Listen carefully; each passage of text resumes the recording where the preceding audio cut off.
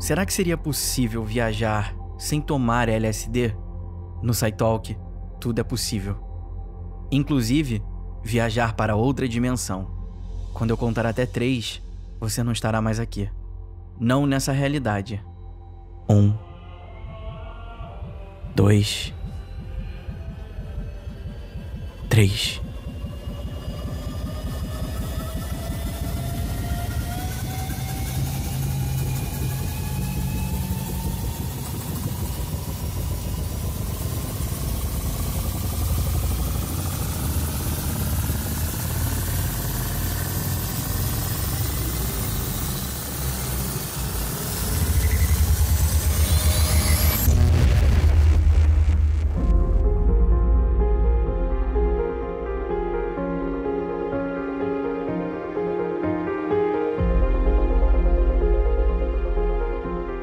Que mundo é esse? Eu consigo ver a minha consciência na minha frente.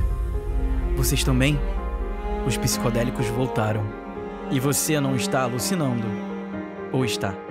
Voltaram não como nos festivais dos anos 60, mas de um modo científico e terapêutico. Mas onde e como tudo isso começou? Plantas e substâncias conhecidas por provocar efeitos psicodélicos são utilizadas há séculos. O seu uso sempre esteve ligado a rituais religiosos até a busca por prazer. A história científica começa em 1938, quando Albert Hofmann, um químico brilhante, inventa o LSD. O ponto curioso é que ele não sabia o que havia inventado. Albert estava pesquisando uma droga para ajudar mulheres na hora do parto, e a matéria-prima para o seu trabalho era um fungo, chamado de esporão do centeio. Esse fungo que afeta o centeio foi responsável por diversos surtos coletivos na história europeia. Isso porque as pessoas infectadas começavam a ter alucinações e comportamentos estranhos, como se estivessem malucas. O esporão do centeio também é relacionado, por muitos estudiosos, com os julgamentos das bruxas de Salem, entre 1692 e 1693. Nessa época, diversas mulheres foram acusadas de bruxaria por terem visões e alucinações. Muitas foram condenadas à morte e enforcadas. Hoje, sabemos que a bruxaria em Salem, na verdade, poderia ser uma infecção por um fungo perigoso. Hofmann já estava desistindo das suas pesquisas quando, em 1943, durante a Segunda Guerra Mundial, ele resolveu dar mais uma chance. Ao ressintetizar substâncias encontradas no fungo, Hofmann acidentalmente entrou em contato com o extrato purificado. Não se sabe se foi através da pele ou através do contato com os seus olhos. Nesse exato momento, ele descobriu que estava lidando com uma molécula psicoativa poderosa. Hofmann então começou a ter alucinações por causa do efeito psicodélico do LSD.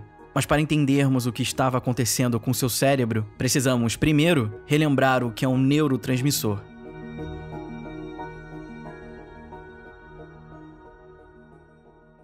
Existem substâncias químicas no cérebro que ajudam a modular e transmitir informações. Isso acontece toda vez que essas substâncias se conectam a um receptor. É como se o neurotransmissor fosse a chave para abrir uma porta. Essa informação transmitida, normalmente, libera o que chamamos de potencial de ação, basicamente um sinal elétrico que avisará para uma parte do cérebro que uma outra região foi ativada. Existem muitos tipos de neurotransmissores, cada um com um tipo de função característica. O LSD, que é a abreviação para dietilamida do ácido lisérgico, possui uma estrutura muito parecida com alguns neurotransmissores que são produzidos naturalmente no nosso cérebro. Entre todos, ele se parece com um em especial: a serotonina.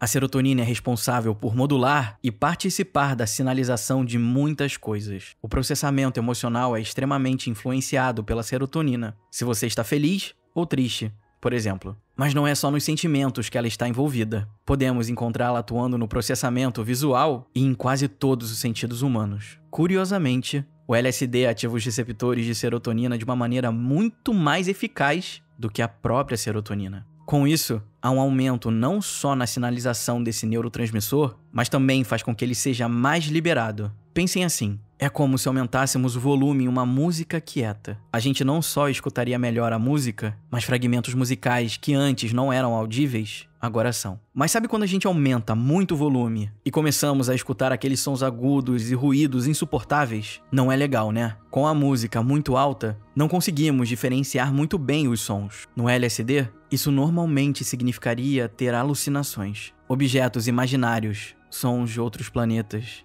gostos desconhecidos e sensações artificiais. Um complexo de coisas que não estão lá. Além de todas essas modificações, o LSD consegue fazer com que áreas do cérebro se conectem, através de um mecanismo ainda desconhecido. Áreas essas que até então não se conectavam e começaram a criar conexões que nunca existiram. É por isso que pessoas sob efeito do LSD experimentam múltiplos sentidos ao mesmo tempo. Após voltar ao seu estado de normalidade, Hoffman pensou que a expansão dos sentidos e da consciência poderia ser medicinal. O que ele fez foi distribuir, gratuitamente, LSD para qualquer pesquisador ou médico com interesse na substância. Em 1957, a terapia psicodélica começa a ganhar força, inclusive com a criação do termo psicodélico. A ideia de Hoffman era que o LSD poderia amplificar o processamento mental dos pacientes, dando acesso ilimitado para a sua consciência. E isso poderia ser terapêutico em diversos cenários. Eles começaram tratando alcoólatras, pessoas com depressão e pacientes em estágios terminais de câncer que sofriam com o medo da morte. E os resultados foram positivos. Até os anos 70, a ciência psicodélica ganhava força com artigos científicos publicados, congressos internacionais e pesquisadores renomados defendendo seu uso terapêutico.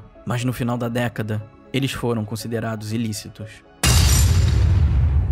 As pesquisas pararam. A ciência psicodélica entrou em um estado de hibernação que parecia ser irreversível. Apenas nessa última década é que as restrições começaram a diminuir e ela começou a renascer. Quando nos aproximamos cientificamente dos psicodélicos, os resultados poderão transformar o nosso entendimento da mente humana. E já que estamos falando sobre ciência, como que os psicodélicos podem tratar alguém, vamos pensar na depressão e no vício. Duas condições que a psiquiatria busca encontrar tratamentos mais efetivos. Com o avanço da neurociência, os cientistas conquistaram a habilidade de combinar uma série de técnicas para responder perguntas importantes. Em 2016, pesquisadores publicaram o primeiro estudo mostrando imagens do cérebro humano após o uso de LSD. Os resultados demonstraram um aumento do fluxo sanguíneo no córtex visual, além da sua conexão com outras 20 regiões que não faziam sentido em se conectar. Existe algo no nosso cérebro chamado de rede de modo padrão, RMP. Ela é super importante na regulação da nossa experiência consciente. Após o uso de LSD, essas redes tiveram a sua comunicação reduzida, levando ao que os pesquisadores chamam de dissolução do ego. Quando a RMP está funcionando corretamente, temos uma sensação de estabilidade de nós mesmos. E existe algo em comum entre a RMP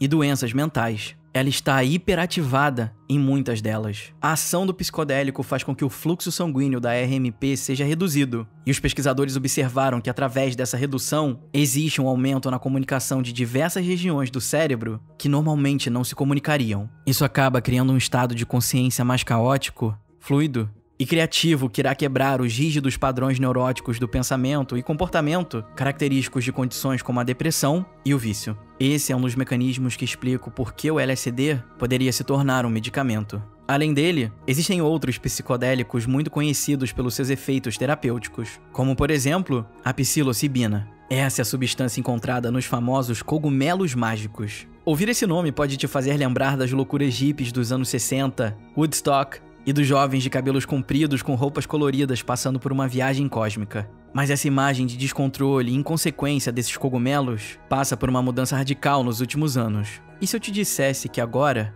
eles estão se tornando candidatos para tratar depressão? Em 2016, um estudo analisou 20 pessoas com depressão resistente aos medicamentos antidepressivos convencionais.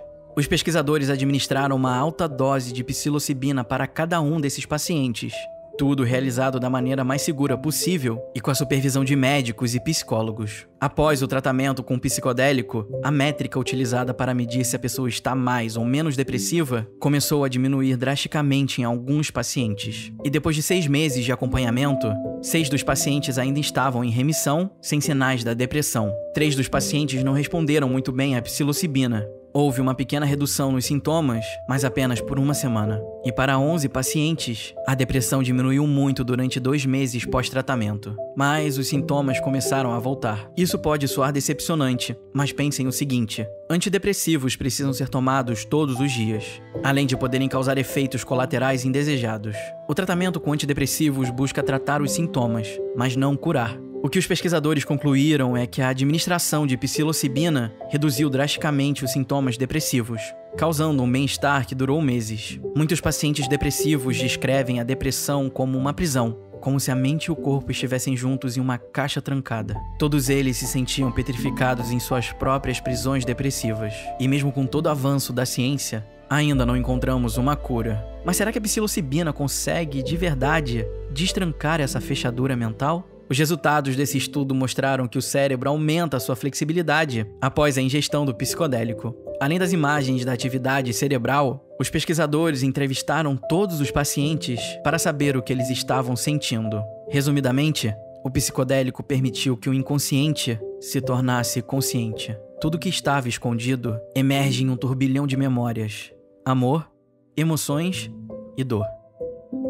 Os pacientes descreveram que antes se sentiam emocionalmente trancados. E com o tratamento psicodélico, as suas emoções foram finalmente liberadas. Eles saíram de um estado de negação das suas emoções para um estado de aceitação. É como se fosse um despertar para um mundo jamais vivido. E com todas essas novas conexões, eles passaram a organizar os seus sentimentos nos lugares certos. A ciência psicodélica está renascendo. O nosso conhecimento ainda é muito limitado. Mas o que podemos concluir, sem dúvidas, é que o despertar dessa área da neurociência está acumulando evidências sólidas e grandes investimentos para financiar os estudos. Pode parecer, para muitas pessoas, que os psicodélicos libertam os pacientes das suas próprias prisões. Mas isso não é verdade. Não são os psicodélicos que conseguem libertar alguém da depressão, por exemplo. São os próprios pacientes. Os psicodélicos apenas mostrariam para eles onde a chave está.